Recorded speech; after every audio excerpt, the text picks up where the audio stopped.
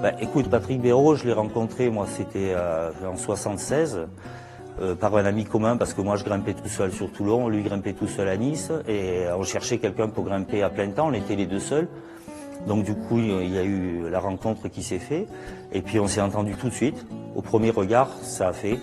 On avait la même vision de l'entraînement pour aborder la montagne, on avait la même vision des choses, le même respect de la nature, donc il y avait énormément de choses en commun, et on a vécu 4 ans ensemble. C'est-à-dire à se déplacer, à faire des hivernales à Chamonix, avec 100 permis de voiture, avec une voiture qui avait été un peu volée, enfin bon bref, c'était toute une aventure, quoi. Et quand on partait en montagne, on partait dans la journée, la face nord des Droits, des trucs comme ça en plein hiver, normalement tu mettais plusieurs jours. Nous, on partait de Chamonix, le soir on rentrait à Chamonix. Et on n'avait pas la presse comme pour les autres pour faire du battage, on le faisait pour nous. Et le seul souci qu'on avait quand on redescendait, c'était de se dire où est-ce qu'on va pouvoir voler un petit peu à manger parce qu'on n'avait rien à bouffer. Et l'endroit où on dormait à Chamonix, c'était dans la cave d'un copain, il faisait moins de 30. C'est là où on dormait, voilà, tout simplement. Donc du coup, ça nous a énormément liés. Après, il y a eu une sorte de... Bon, il y a eu un peu un conflit, pas entre nous, hein. C'est simplement les journalistes qui, pour écrire leur papier, nous ont mis un peu en conflit, alors que nous, on s'entendait bien, on comprenait pas ce qu'ils faisaient. On s'appelait au téléphone, on dit mais tu as vu encore la connerie qu'il a écrit, c'est pas possible.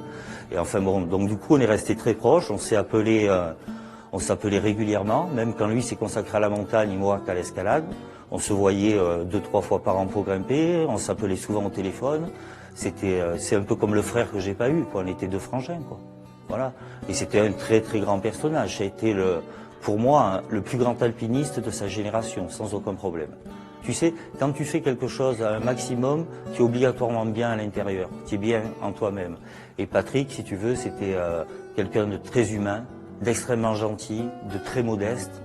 Il était bourré de qualité. Moi, c'est pour ça que sa mort, ça m'a vraiment affecté, parce que là, je perdais vraiment quelqu'un. Tu sais, c'est le genre de personnage avec qui, quand tu passes un moment avec quelqu'un, par exemple, tu te sens bien. Tu vois, il y a une certaine aura, une certaine force, puissance intérieure qui fait que tu te sens bien. Et ça, c'est très important et c'est très rare dans la vie. J'ai rencontré beaucoup de gens et j'ai vraiment pas souvent rencontré ça comme émotion. Moi, la liberté, c'est la vie que j'ai menée. C'est faire ce que je veux, quand je veux, où je veux. La liberté, c'est savoir dire non. C'est pas facile dans la vie. Des fois, il faut savoir dire non.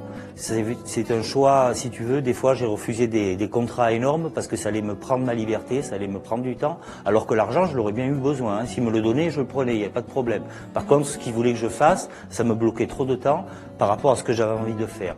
Donc, du coup, la liberté, c'est l'essentiel de la vie, quoi. C'est l'essentiel de ma vie, voilà.